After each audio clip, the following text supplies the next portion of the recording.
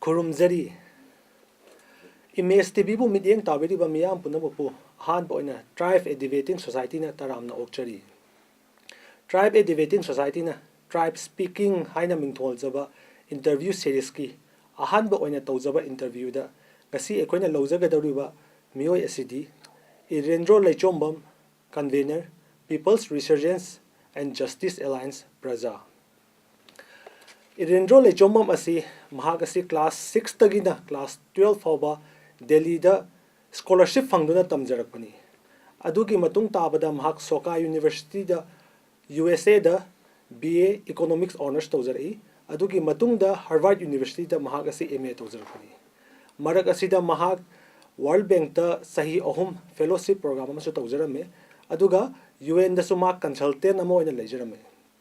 Adugi matung 2013 da mahak asi India da tholaktuna Guwahati da Pragati School of Management haduna Management School amasu hodokjarame. Adugi matung 2016 da akhigi human rights activist amasu oidiba matam sangna chara hinduna Armed Forces Special Power Act lauthokpiyu haduna talaiba struggle tawriba iche Irom Sharmila ga punduna People's Resurgence and Justice Alliance hariba political party asi linkhatkibani.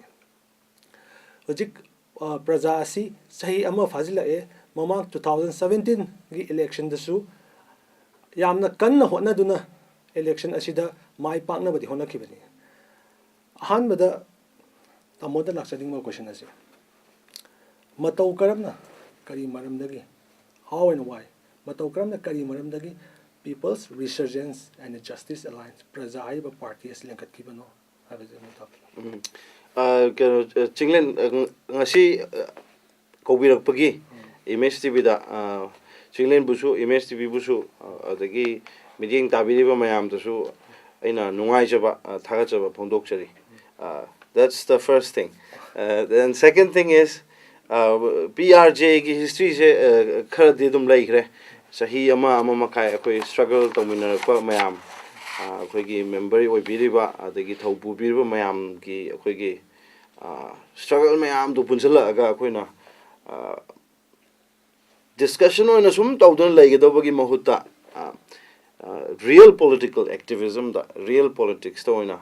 khong thangjelasi haiba sigumba warep ama lauraga koise yamna passionate oina adagi yamna dedicated su oina aduga yamna mission oriented amasu yauna koise si khong thangje thangaga changthelapani maraksida koi hamba changpu matamsida koi adum bhabta jai manipur gi situation haibase mi kharana tawraga matam kharagi manungda yam thune heta political revolution ama porakpa yagani haibagi adugi delusion haitare adumakti akoi laigibnate akoina form tawjesi taseng haigadi haujitegi khong thangba hauda hagadi tungi mirol next generation na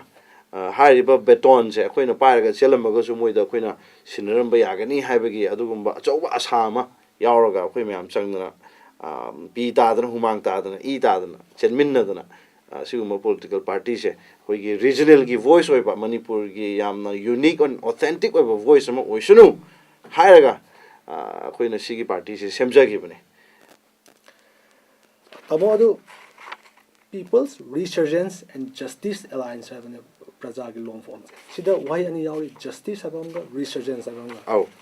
justice hari si kari hari na akoji justice deny tawre hari ra justice tanji hari ra akoigi justice mina namtu ai na het pirabra kanana na het pirino matau karam na het pirino adu resurgence sai na akoji anoba mayon chongna bo na si hari so kholaw mas lawri mayam se makeup tho aino kholaw mas lawri si PRJA gi thodang na karino aduga justice si matau karam na akoigi justice deny tawrino matau karam hoi justice tan ga dawri yam samna habu Chinglen akoigi hauji khwairamban bazar da ko kaithen da imai ben mayam ama akoigi nomagi ko akoigi imung manungi bu oresu awara pa mayam si menana ba yam kan hona jari ba menana ba hona ba si men ba ngamakta ba si akoigi justice system da akai bone adagi lai lai shu tamurga su naha mayam si akoigi Manipur thabak phangakta ba sisu justice system da akai ba mane adagi democracy ni de haraga human right violation mayam to bi ba sisu justice system kai ni pick apik pa angang jingi midday meal program school mayam si da wana mak sarkar dagi pisa je thadaram ni adubu angang jingi chakthung do madubu machin dagi huran ba mat pangam ba hai ba se akoi gi leibak ni sisu justice system am kai re ine aduna justice se mayam am kai ba je koi na nungti gi on a daily basis akoi urabane aduna justice is a very wholesome concept justice se kai matam da koi gi freedom ju kai kani hingbagi nungai ba happiness to kai kani peace of mind kai kani human rights when kai ka doine aduna we believe that mioi ba moi ne hingbata agadi justice hai ba pot se akoi na mioi ba moi na su aduga society mo oi na su laiba mo oi na su justice hai ba pot se masi ngapam to e like na ta mure jingle na adubu thaba amagi samna haibada paikha thare paikha bu tharga su pass bu tongjarga su interview da lehore karigi paisa pi bangam hodre adu taga de madu justice kairban haiba justice se masi restore to wa ma thautai manipur da sigi justice se hek restore to dri baudi akoi wonamak wa gini akoi gi wa bada natna akoi gi leiri ba phibam je sum sokchalaga akoi je akoi gi haibadi pate uttana mutpagi adugumbagi situation amada leire si akoina restore da ma thautai history mayam je akoina phaga yeng matamda the society that is the most just is also the most peaceful and also the most happiest aduga freedom ju justice na bound tawra thamgadam haibadi nangi freedom du ju freedom ni ai freedom ju freedom ni adubu akoina ye marakta justice haibam laitra di song freedom zu kair ka doini ai freedom zu kair ka doini aduna justice is very crucial but then justice alliance hai ba po hiding it koina people's resurgence and people's resurgence in mamang thangi sina kari gino na hangbi tar ga di people's resurgence ma yaw dra ga di hai ba ngasai gi justice system se si koina por pangam moi justice hai ba po restore to pangam moi aduna praja miyam na micham praja na koi gi yahorak pai tare freedom hai se maru hoy happiness hai se maru hoy peace human rights hai se maru hoy justice hai se maru hoy hai ba pot ne akoina wakhal loksing tar ko matam da resurgence ma akoi gi people's resurgence ma thola kan tu ne akoi ngasai gi objective justice hai se achieve to do se aduna ani se interlink ni justice le ko matam da people's resurgence su yamna pak chauna mami tab ugani khoina aduga people's resurgence ma yaudna justice amuju khoi restore to ngam mo aduna ne khoina party gi maming je yamna khoi ichinaw mayam ama khanaraga khoi gi member mayam yam mun khanaraga haiba maming se tholasi khoi gi philosophy siga su sanare haiba de khoina thonjagi bini aduga khoi gi party gi symbol sina huisen oijaba aduna election commission of india na khoi da taseng haga de pibira bane simanoi symbol oirana aduna huisen ama khoina choose tawri su adugi maram ne huisen gi sumai meaning se am gra english ta haga di whistle blower kan haiba pochu leire adubu mainly I think we are blowing these whistles to wake everybody up, and before you wake somebody you have to actually wake yourself aduna aina huisen khonga aina mi myam se hodok puna ta aina huisen khongi gai ai gi manung de leiri ba ai gi justice to adu su aina yahoro yakairo hauna aduna sigi meaning se khoi gi mi kadang hodok puna ta ba isa na hodok pa ma adugi potsu adugi wan tok su yaw buni na khoina huisen je whistle je khoi gi symbol oina choose tok jabni aro da mo 2016 the prajaz linkat ki bane asigi mamang da hoigi manipur da maruina human rights activist mayam ama leirame moina kholaw se kaya rak lawkre aduga prajana su ichi rom sharmila ga punna hawdokhi bane sida human rights si maruina aina khanjabagi matunga de praja si human rights madi akhoi pandam ne simadi akhoi achieve tawdu sugya yade an bada human rights achieve tawna bai damakta armed forces special powers handok pai base tangai fadabani haina khanje adu prajana hawdoktri mamang da hana human rights activist mayam na su sigi thabak se tawduna lai aduda mayam sina di ita da bagum madagi ꯍꯥꯏꯗꯤ ꯃꯌꯥꯝꯁꯤꯅ ꯌꯥꯝꯅ accept ꯇꯧꯗꯕꯒꯨꯝ ꯑꯃꯁꯨꯡ ꯇꯥꯗꯨꯅ ꯂꯩꯔꯤꯕ ꯃꯤꯁꯦ ꯁꯤ ꯀꯔꯤꯒꯤꯅꯣ ꯍꯥꯏꯗꯤ ꯑꯩꯈꯣꯏ ꯏꯁꯥꯃꯛꯇ ꯊꯦꯡꯅꯗꯕꯒꯤꯔ ꯑꯣꯔ ꯅꯠꯇ꯭ꯔꯒ ꯑꯁꯤ ꯇꯧꯔꯒ ꯃꯤꯅ ꯑꯩꯈꯣꯏꯕꯨ ꯀꯔꯤ ꯍꯥꯏꯅꯤ ꯑꯩꯈꯣꯏꯁꯤ ꯏꯟꯁꯔꯖꯦꯟꯅꯤ ꯍꯥꯏꯅ ꯎꯈꯤꯅꯤ ꯍꯥꯏꯅ ꯈꯟꯕꯒꯤꯔ ꯐꯦꯛꯇꯔꯁꯤ ꯌꯥꯝ ꯂꯩꯔꯦ ꯑꯗꯨꯒ ꯑꯩꯈꯣꯏꯅ ꯁꯔꯚꯦ ꯃꯆꯥ ꯑꯃ ꯇꯧꯒꯦ ꯑꯩꯒꯤ ꯀꯩꯅꯣ ꯀꯟꯁꯇꯤꯇꯨꯋꯦꯟꯁꯤꯗ ꯁꯔꯚꯦ ꯃꯆꯥꯁꯤꯗ ꯑꯩꯈꯣꯏꯅ ꯍꯪꯖꯔꯤꯁꯦ ꯑꯥꯔꯝ ꯐꯣꯔꯁꯦꯁ ꯁ꯭ꯄꯦꯁꯦꯜ ꯄꯥꯋꯔ ꯑꯦꯛꯁꯦ ꯂꯧꯊꯣꯛꯁꯤꯔꯥ ꯂꯧꯊꯣꯛꯀꯨꯝꯁꯤꯔꯥ ꯍꯥꯏꯕ ꯀ꯭ꯋꯦꯁꯟꯅꯤ 99% of the people wants AFSPA to go aduga anisuba question na akhoi surveys da hangjarisina masi akhoi kamai tawga lokthok to no na hangba mayam da kumbire je akhoi lokthok ngamdo mande kume lawdi lokthok ningi first question je second question sina lokthok pudi ngamdo mande hai adu sigumba yam emotional ke haitare turmoil amada lay haitare akhoi je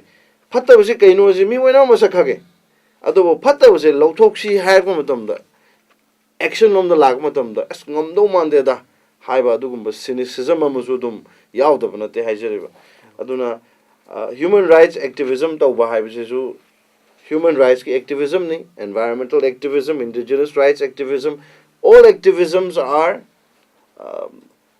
they have their own space, they have their own objectives. Adubu akoina political activism tawreisidi human rights katangi natte na haibasimati yamna mayek sengna thamjaningi. Human rights is a big part of that justice that we just talked about. Adubu justice haibasidi human rights ki potu katanate mayam amasu encompass tawi free and fair and good quality education. That's also justice. Good medical care without corruption. Natra adusu justice ne. Adagi akhoi PDS tagi laita laira mayam gi chana thangnaba sarkar na pitharak ba chakthung se phangmam thokpa se phangdaba se MLA se na huran gi bodo adu justice kairabani adu gi poto akhoi na restore tawba ngam bodo akhoi pandam ne. That is also justice. Aduna human rights ki themes da vote lepa haibasidi tasengna hairagadi lan gani. Why? Because as a human being akhoi gi requirements yam yame chak su cha da yaroi ya like su tam da yaroi na re hai taragadi lying da yaroi natra aduna human right is just one aspect of politics aduna taba yam essential oiba akhoi gi hingba da chang da yadaba mayam am su yauri adu su akhoi na ignore to yate. So truly politics is truly about restoring that justice that we just talked about. Masi akhoi gi chana thaknaba bu oiro lying bagi bu oiro anything and human rights is definitely a big part of it. Ado akhoi Manipur da tawbe abse mayam tawgre ko akhoi UN da chatna ngangba dagi singjang chikpa huisen khongba chara henba mai thaba dharna tawba oi yaugre. But what we lack today is hardcore political involvement and engagement to truly change from where the power lies. Politics haibase achawa porama hongdokshi haibagi aduma pandam ne ado akoina tawwa yaba activism mayam se oi tawgadabne adubu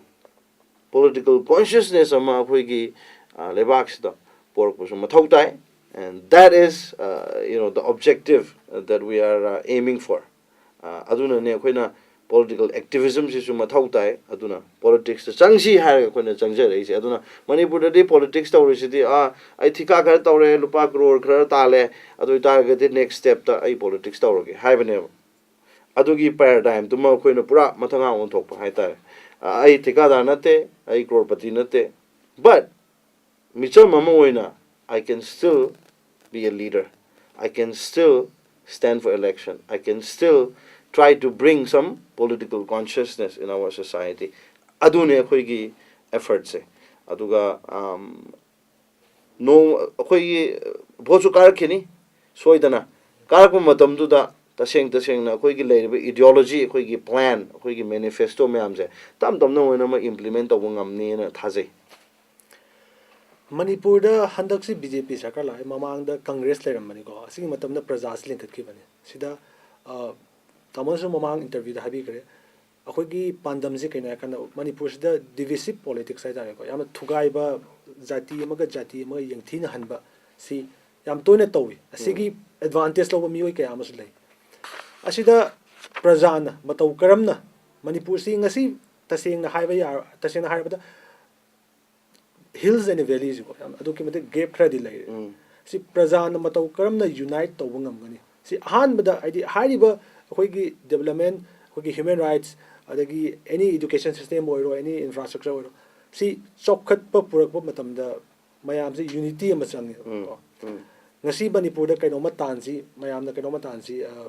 Imphal Valley so ida dharna tawgani chingda yoro chingda tawgani Imphal Valley na taro sumaina yamna gap se yam like asi prajan na mataw karam na haiba different community me amsi kamaina unite tawng ngam gani kari plan kari strategy kari tawng akhoi gi political activism tor ko da political engagement political movement am por ko da koina khangadab se magi kamaina na hangbiri dana how haibane ba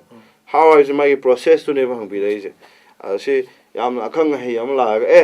ingon the only solution say akoi sigi flow chart se follow tor se a dagi b dagi c dagi smai jump tor f the salas adu ta de akoi na solution por ani